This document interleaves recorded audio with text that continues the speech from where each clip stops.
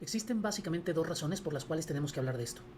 Uno, es porque el manejo activo o un segundo uterotónico pueden no ser suficientes para contrarrestar una atonía uterina. Y dos, porque la gran mayoría de las atonías refractarias no debieran terminar en una histerectomía, porque hay opciones quirúrgicas, pero conservadoras. La indicación para hacer una sutura compresiva es que ya hemos utilizado una segunda o una tercera línea de acción y seguimos sin tener una respuesta. Sigue la paciente teniendo una hemorragia. Estas suturas compresivas siempre van asociadas a otra intervención que la acompaña o le continúa, como el uso de otro tipo de agentes uterotónicos diferentes a los que en un inicio no nos funcionaron o le siguen a través de una intervención como el traje antichoque no neumático o en casos necesarios una transfusión. Existe quien no las conoce, pero lo más común es que en el momento en el que se necesitan no recordamos con la suficiente seguridad cómo hacerla. Es por eso que en estos próximos minutos vamos a ver de manera muy didáctica sobre todo los conceptos más importantes para que en el momento en el que tengamos que realizarlas podamos hacerlo con un gran nivel de seguridad y sobre todo de efectividad. Hola, soy el doctor Heriberto Lizaola. Estoy en San Luis Potosí, aquí todos ustedes tienen su casa. Soy ginecobstetra, uroginecólogo y un gran apasionado de las cuestiones relacionadas a las emergencias obstétricas. Una paciente puede sangrar. Y las que más comúnmente sangran son las que tienen factores de riesgo para hacerlo. Pero también puede sangrar una paciente que no tenga ningún factor de riesgo, por lo menos ningún factor de riesgo que haya sido evidente al momento de que empezamos su atención, por el momento en el que hacemos su resolución quirúrgica en caso de que sea una cesárea, por ejemplo, programada. Tenemos que estar preparados para un escenario en donde la paciente pueda sangrar. Y aunque es cierto que uno de los más importantes mecanismos de acción para tratar de evitar una complicación grave es la anticipación, lo cierto es que en algunas circunstancias, sobre todo en las pacientes con atonía uterina sin factores de riesgo, es importante saber que podemos utilizar herramientas como las suturas compresivas para no solamente salvarle la vida a la paciente, sino también no quitarle el útero. Para que esto sea efectivo, para que una paciente deje de tener sangrado, requiere que se den todos los procesos que están involucrados en lo que llamamos hemostasia, que es, a fin de cuentas, este proceso por el cual cuando empieza a haber una pérdida de sangre a través de cualquier tipo de estructura, el cuerpo desencadena una serie de mecanismos que impiden que este flujo de sangre siga sin cesar hasta que la paciente literalmente se vacíe. Y es muy importante que antes de hablar de las suturas per se, comprendamos los conceptos básicos que permiten que una sutura termine funcionando. Porque esto no lo encontramos, o normalmente no nos lo dicen, no lo hablamos cuando estamos hablando de suturas. Entonces es importante que comprendamos por qué terminan siendo útiles y cómo es que estas suturas favorecen este proceso de hemostasia.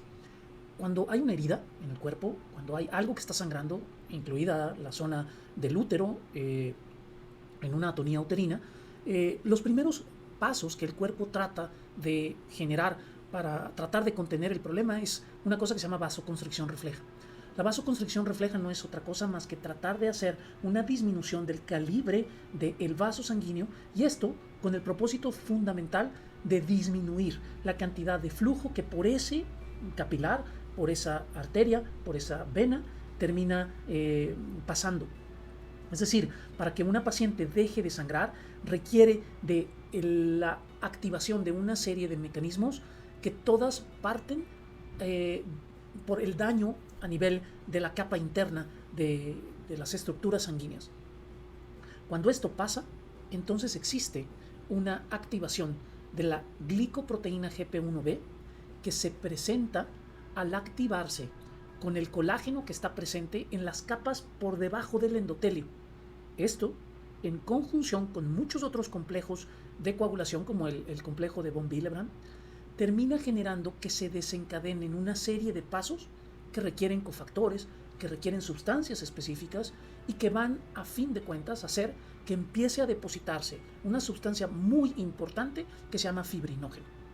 Esta sustancia, junto con la activación de todo el sistema de coagulación desencadenado por la activación plaquetaria, termina permitiendo que se empiecen a dosar todas las estructuras que van a ayudarnos a hacer un coágulo. Todo esto es un mecanismo que debe de darse de manera, digamos, secuencial, y que no podemos nosotros alterar de manera, digamos, por voluntad. ¿Por qué es importante que mencionemos esto? Porque, como vamos a ver un poco más adelante, los procesos de hemostasia requieren de cierto tiempo mínimo. Y esto es precisamente el secreto por el cual este tipo de medidas, como las suturas compresivas, tienen el fundamento de su acción.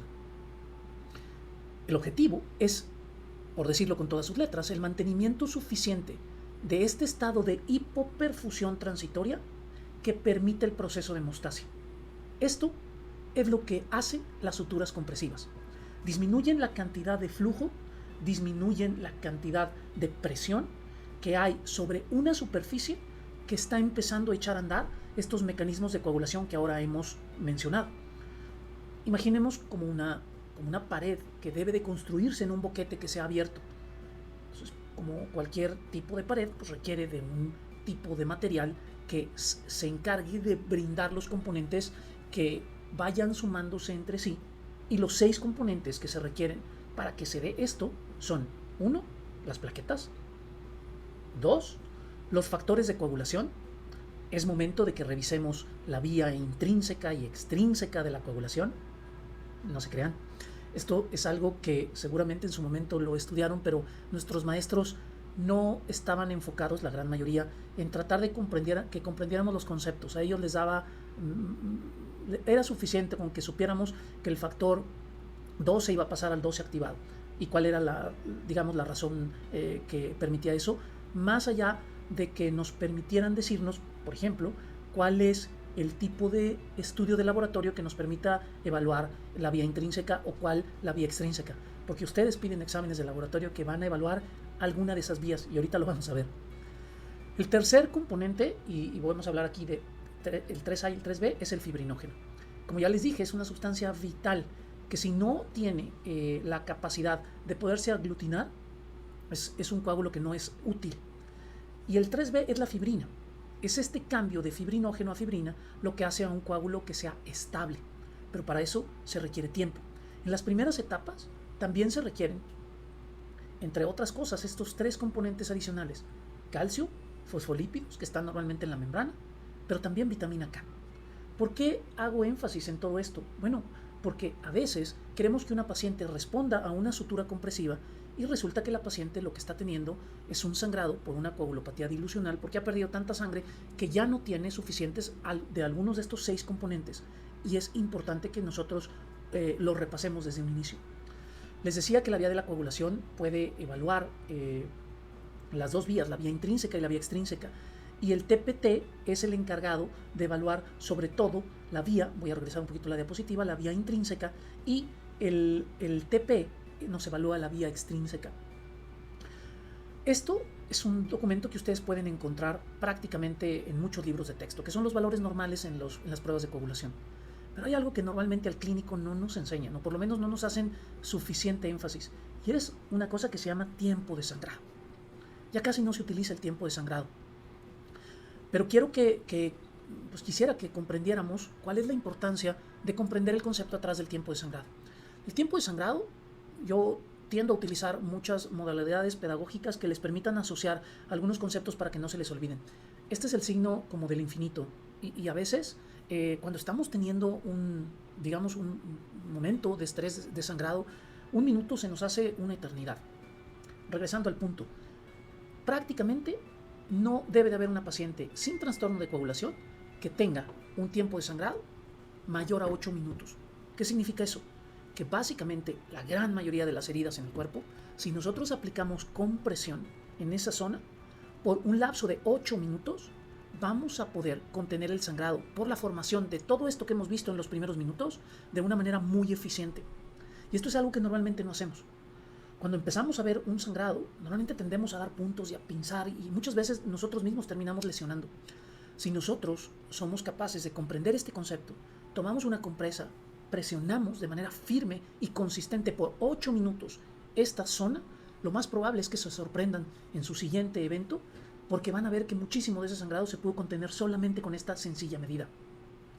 No estoy hablando del útero que está con atonía y que sigue sangrando. Estoy hablando de, en general, las zonas de sangrado por alguna lesión vascular o por algún vasito que está dando estos primeros fases de retracción, etc. Pero aquí es importante que yo les insista que son 8 minutos. Pongan a su asistente, pongan a su anestesiólogo a que les cuente. Avísame, por favor, cuando pasen 8 minutos. Porque si nosotros lo hacemos al tanteo y yo levanto o levantamos la compresa al minuto 6, tenemos que volver a empezar otros 8 minutos. Y esto a veces el sangrado no lo permite. Ahora sí, comprendiendo esto, vamos ahora sí a entrar en el tema. A hablar sobre las suturas compresivas. Y ya comprendimos la razón por la cual estas suturas funcionan. Porque muchos de los casos en donde la paciente es sometida a una sutura compresiva y no funciona, es porque se obviaron algunos de los pasos que ahora vamos a mencionar o que ya hemos comentado.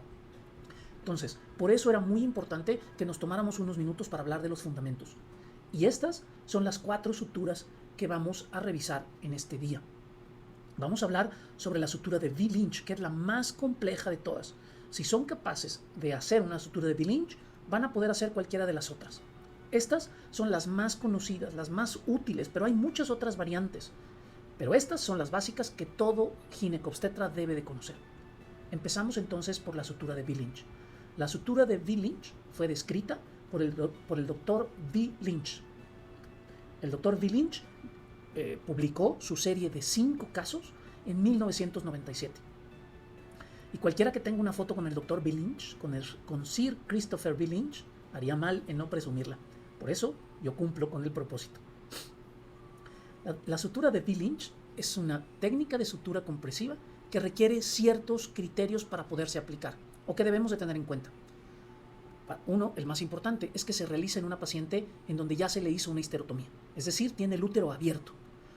En todos los otros casos en donde necesitamos hacer una compresión uterina a través de una sutura y la paciente no tiene una histerotomía abierta, entonces el V-Lynch no es la mejor opción.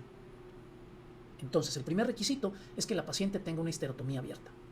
El segundo es que debe de colocarse en una posición que se llama Lloyd-Davies. Ese es el nombre de esta posición. Voy a hacerla un poquito más grande para que puedan verla.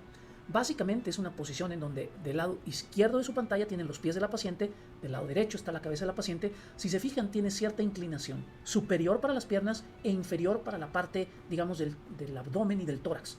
Pero además tiene las piernas abiertas, no están completamente flexionadas para poder maniobrar, para que el cirujano, que normalmente el cirujano ginecobstetra se pone del lado izquierdo de la paciente, pero bueno, aquí se pone uno, enfrente se pone el otro ayudante y aquí en medio podemos colocar un tercer ayudante en medio de las piernas, pero sobre todo, y el propósito inicial de por qué se describió esta técnica con esta posición, es porque permite poder visualizar si está habiendo una respuesta adecuada, evidenciándose por una falta de sangrado vaginal. El segundo concepto es que necesitamos exteriorizar el útero. Ninguna sutura, fíjense muy bien, ninguna sutura compresiva debiera hacerse con el útero dentro de la cavidad uterina. Siguiente concepto, debemos de hacer una cosa que se llama prueba de efectividad. Yo saco el útero y lo comprimo de manera bimanual para simular el efecto compresivo que la sutura nos daría. Si nosotros hacemos eso y la paciente tiene una disminución significativa o una abolición de su sangrado, entonces procedemos a hacer la sutura compresiva. Si esa maniobra no nos ayuda, quiere decir que el sangrado no va a responder a una sutura compresiva y muy probablemente que se debe a otra etiología diferente más allá de la atonía, como por ejemplo una coagulopatía de alguno de los tipos diferentes que existen. Está descrito inicialmente con una sutura crómico del 2, no 2 ceros, crómico del 2. Así lo describió en su artículo original. Y es que esta sutura tiene algunas características importantes. Primero, es absorbible. Y ese es otro concepto importante. Todas las suturas compresivas se hacen con suturas absorbibles. No debiera hacerse una sutura compresiva sin utilizar una sutura absorbible. Sin embargo, el catgut crómico del 2 es raro que pueda encontrarse en nuestros quirófanos. Por eso hay otras opciones, como el bicril del 1, el monocril del 1 o sus variantes en tamaño 0. Y la gran ventaja es que todas estas suturas vienen en 70 milímetros. Al final voy a presentarles los errores más comunes que se presentan al hacer este tipo de técnicas y vamos a comprender algunas opciones para cuando no tenemos la opción ideal de sutura, sobre todo con suturas que no tienen 70 milímetros de longitud. Regresamos a las trampas o a las, claves pedagógicas. Imaginen que esta es una V de V. Lynch, una V minúscula, ¿va? Esta V minúscula también parece un 6. ¿Por qué es importante que yo les transmita esto? Porque son 6 los puntos que se dan en el útero en una sutura de V. Lynch. Estos son los 6 puntos que ustedes deben de conocer y que vamos a revisar a detalle. De esos, la gran mayoría se hacen en la cara anterior y 2 de ellos se hacen en la cara posterior. Y vamos a verlos detalladamente ahorita, de manera visual y de manera, digamos, conceptual, y después en un video lo vamos a ver de manera interactiva. Primer punto. El primer punto se da en la cara anterior del útero, 3 centímetros por abajo de la histerotomía y por dentro del borde lateral del útero, en el entendido que la gran mayoría de los cirujanos se ponen del lado izquierdo de la paciente. Se sugiere que empieces del lado contralateral a donde estás tú. Es decir, que empieces por el lado de enfrente de ti y termines tus últimos puntos cerca de ti. Por eso dice aquí del lado contralateral cirujano. Y el primer punto se da entrando de afuera hacia dentro del útero. Es decir, esto es lo que vamos a hacer. Vamos a entrar del otro lado, este que estamos viendo aquí es el lado, digamos, derecho de la paciente, y el primer punto se da en esa zona, de fuera hacia adentro. Segundo punto.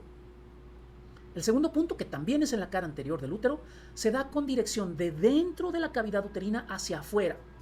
Y este punto se va a sacar 3 centímetros por arriba de la histerotomía y más o menos 4 centímetros por dentro del borde ipsilateral del útero de donde están dando el punto. Estamos hablando de la zona más distal a donde está el cirujano. En ese momento, ya cuando dieron ese segundo paso, se coloca una pinza de Kelly como referencia en el extremo libre de la sutura, porque es muy común que si no hagamos esto, al estar dando los otros puntos, el primer paso de la sutura del punto número 1, la sutura se va y se pierde y hay que repetir todo. Este es el segundo punto, por arriba de la histerotomía, en una dirección de adentro hacia afuera. El útero se va expandiendo de la parte inferior hacia la parte superior. Por eso, en el punto número 2, se dice que son 4 centímetros del borde. 4 centímetros del borde, de su borde lateral. ¿Por qué? Porque el primero se decía que 3 centímetros porque es una zona un poquito más estrecha. Vamos al tercer punto. El tercer punto ya es en la cara posterior. Ustedes ya dieron el segundo y entonces nos vamos a la cara posterior. Fíjense cómo dice aquí. Se moviliza el útero hacia adelante para exponerles la cara posterior del útero y se va a pasar la aguja de afuera hacia adentro del útero, unos centímetros por arriba y dentro del ligamento uterosacro contralateral al cirujano. Es decir, acuérdense, están del otro lado, manipulando el útero nuevamente hacia atrás para exponer la incisión de la histerotomía y ver a través de ella, de la cavidad, para recibir la aguja. Es decir, vamos a dar el tercer punto. Movemos el útero hacia la parte anterior para exponer la cara posterior. Tomo mi porta agujas, insinúo el punto en donde la voy a dar.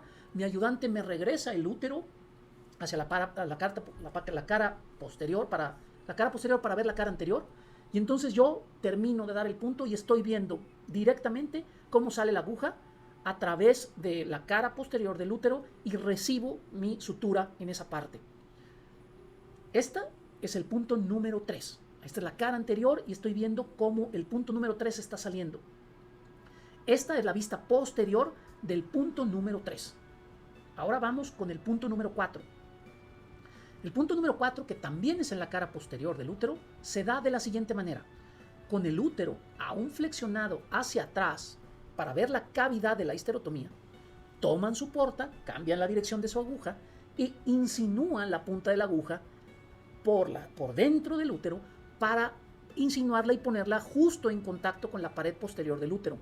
Ahí, sin perforar, su ayudante vuelve a desplazar el útero hacia la parte anterior para exponer la cara posterior y, protegiendo su ayudante, la parte posterior y los grandes vasos con una compresa, el cirujano atraviesa la parte de la cara posterior del útero y recibe directamente la aguja en la cara posterior. Entonces, este es el punto número 4 en la cara anterior y este es la cara posterior cuando está saliendo la sutura en el número 4. Y con eso terminamos lo que tenemos que andar haciendo de movilización para un lado y para el otro del útero. Ahora nos vamos con los dos últimos puntos y son en la cara anterior. El quinto punto se da en la cara anterior, movilizando el útero, como ya dijimos, hacia la parte posterior para exponer la cara anterior, y con dirección de fuera hacia adentro se pasa la sutura aproximadamente 3 centímetros por arriba de la histerotomía y 4 centímetros del borde, que en este caso ya es el ipsilateral de ustedes y del útero, a través obviamente de la histerotomía. Ese es el punto número 5 y aquí está representado. Y nos vamos con el último punto, el punto número 6. Y el punto número 6 se da en la cara anterior, con dirección de dentro de la cavidad hacia afuera, y se pasa la sutura 3 centímetros por abajo de la histerotomía y aproximadamente 3 centímetros por dentro de ese mismo borde ipsilateral donde están trabajando. Esta es el sexto y último punto del punto de Billinch. Esto es la gráfica de los 6 puntos. Voy a hacerlo un poquito más grande por si quieren tomar una captura de pantalla y que puedan verlos. Esta son los 6 puntos que hemos dicho de manera detallada. ¿Qué sigue después de eso?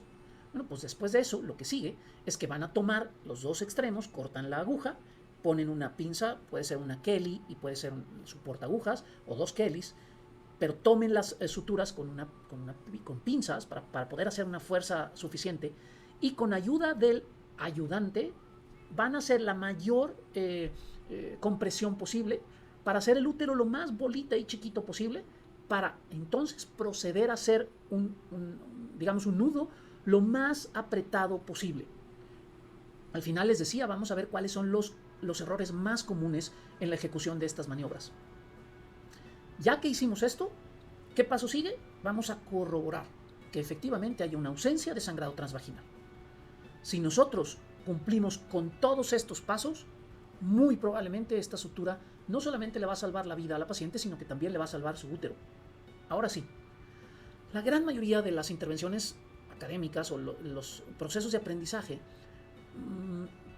en medicina, estoy hablando, suelen terminar con lo que, esto es lo que se tiene que hacer y tan.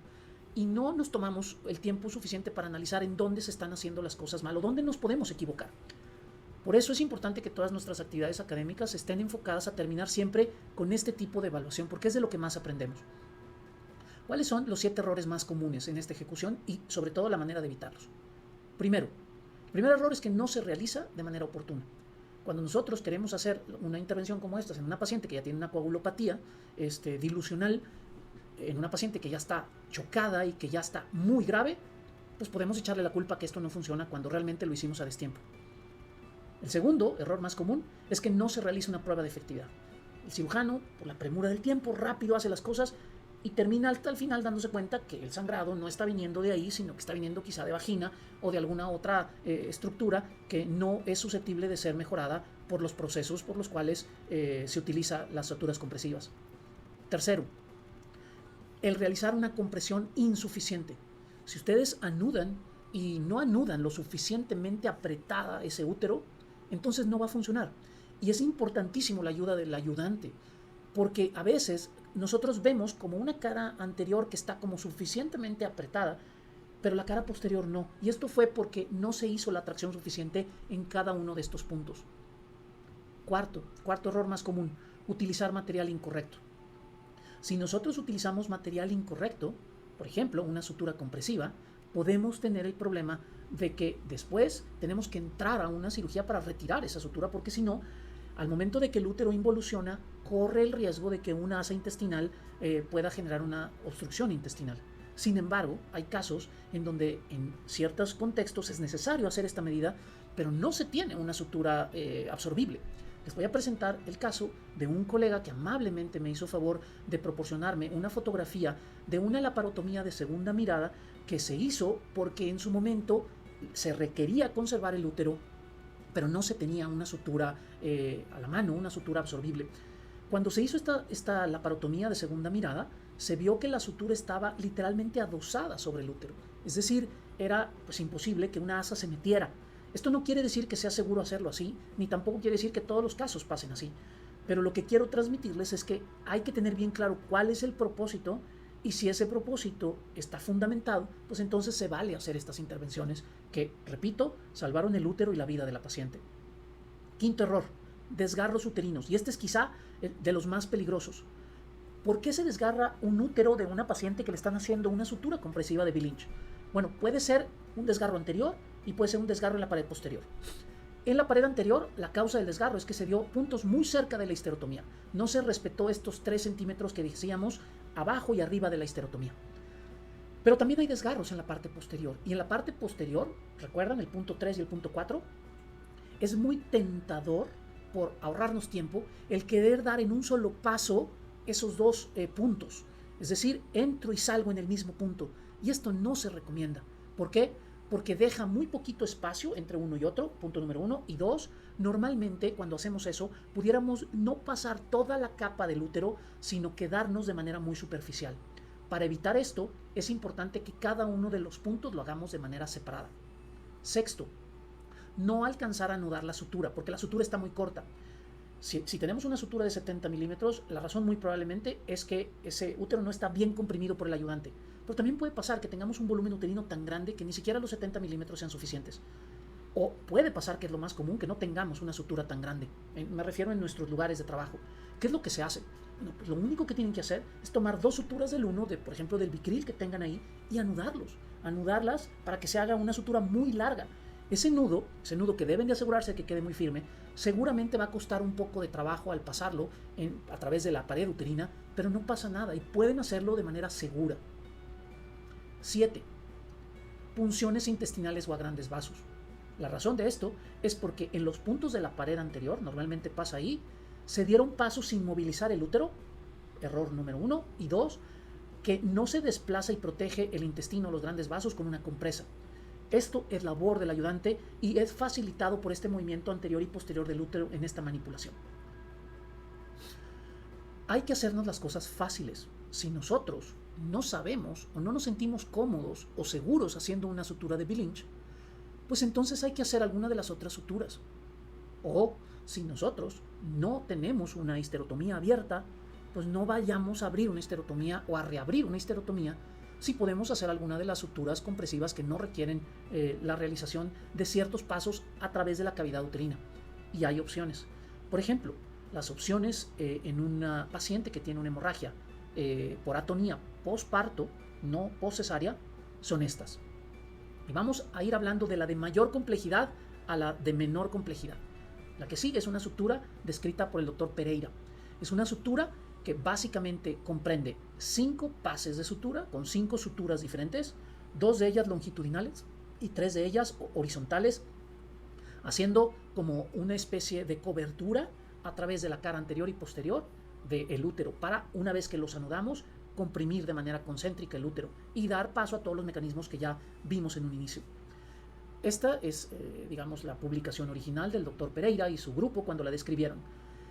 Esta sutura involucra, como ya les dije, 2 puntos longitudinales que pueden empezar en la cara posterior e irse hacia la cara anterior y anudarse, o empezar en la cara anterior e irse a la posterior. Casi siempre empezamos esta sutura por la posterior. Y son 2 suturas longitudinales. Pero también hay 3 suturas que son horizontales, concéntricas. Por cierto, esta sutura, como se puede ver en las imágenes, estas son las imágenes del artículo original, se van dando pasos a través de la pared uterina para que el útero se vaya, digamos, manteniendo la línea para que cuando lo apretamos las suturas no se desplacen o no se movilicen. Ahora, ¿cómo pasamos la sutura de un lado, de la cara anterior, a la cara posterior? Bueno, lo único que tenemos que hacer es buscar un espacio, en este espacio del ligamento ancho, para que nosotros podamos pasar la aguja de un lado a otro y seguimos dando los puntos de esa línea de sutura en la parte posterior y luego regresamos hacia la parte anterior. Y esto es lo que está descrito de manera muy clara y muy sencilla en el artículo original. Es técnicamente menos complicada que la sutura de Billinch y básicamente el problema de esta sutura es que requiere más pasos y sobre todo que podemos tener inadvertidamente una punción de los vasos uterinos en sus anastomosis con las arterias ováricas. Es importante que cuidemos a contraluz la visualización y movilización del útero a contraluz para que nos evitemos este riesgo. Como ya les decía, en la técnica original, las suturas longitudinales y la sutura horizontal en la parte baja del útero se suturan entre sí para apretarse y mantener esa tensión. Este es un útero, una fotografía del artículo original, dando estos pases de sutura. La siguiente sutura que revisaremos se llama sutura de Hyman. Es una sutura técnicamente mucho más sencilla y es la primera opción en los casos en donde requerimos una compresión uterina después de un parto. A través de una laparotomía nosotros llegamos a la cavidad y nosotros exteriorizamos el útero para pasar 2 suturas, una de cada uno de los lados del útero para que quede una del lado derecho y otra del lado izquierdo en los puntos más bajos, como más o menos a la misma altura de los puntos inferiores en la sutura de Billinch. Estas suturas se anudan en la parte superior, en el fondo del útero, siempre, recordemos, ayudados por la compresión del ayudante. Siguiente opción. ¿Qué pasa cuando nosotros queremos hacer una sutura en donde hay una parte del útero que parece que está con atonía, pero el resto del útero pareciera estar muy bien contraído? Bueno, pues para eso están los puntos segmentarios descritos por Hosho. Las suturas de Hosho, que pueden ser 2, pueden ser 4, pueden ser 8, dependiendo de las que ustedes necesiten, se dan en 4. Y se dan en 4 para nosotros después anudarlas y que eso genere una compresión de la pared anterior y la posterior. Estas son algunas de las gráficas de los artículos originales en donde vemos cómo pasamos el útero desde un lado hasta el otro.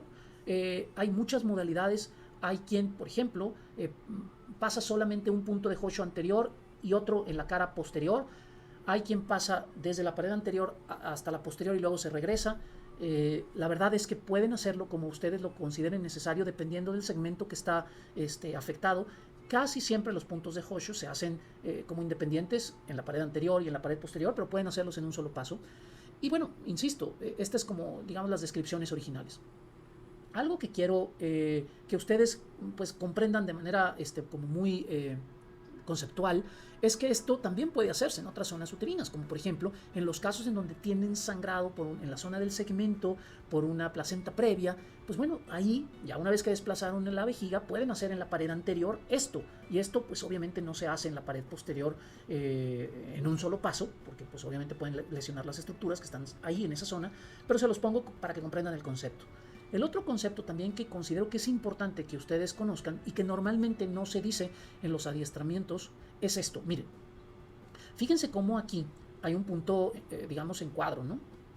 Pero trataré de transmitirles el concepto. Fíjense, es diferente si nosotros damos el punto entrando por el útero, yendo de manera horizontal y saliendo por el útero, y luego, ya sea que me vaya del otro lado solamente en una cara, y luego me paso hacia abajo, me vuelvo a entrar y regreso.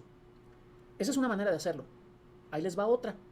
Entro, pero entro no horizontal, sino entro de arriba abajo o de abajo arriba. Entro, vamos a decir que de abajo arriba, saco mi sutura, me atravieso del otro lado y entro igual de arriba abajo y me anudo.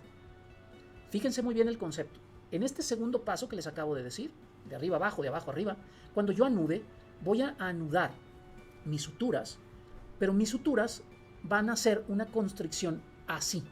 El útero, las paredes del útero lo van a apretar así, ¿va? En cambio, si nosotros hicimos los puntos entrando de manera horizontal y luego bajando, subiendo y luego otra vez horizontal y me anudo, al momento de que yo aprieto el nudo, esto aprieta el útero así. ¿Por qué es importante esa pequeña diferencia? Bueno, porque recuerden cómo entran los vasos en el útero. Los vasos entran de manera horizontal desde los lados. Si yo oprimo ese lecho arterial y venoso, voy a tener una mejor compresión que si lo hago de manera horizontal. Porque si yo aprieto de manera horizontal, el vaso, que el punto de acá con este acá también va a apretar un poquito, no es la misma fuerza de compresión que si lo hago en el sentido que les acabo de indicar. Esas son básicamente las suturas que deben de conocer todos los ginecobstetras para poder realizar de manera segura y de manera confiable este tipo de procedimientos.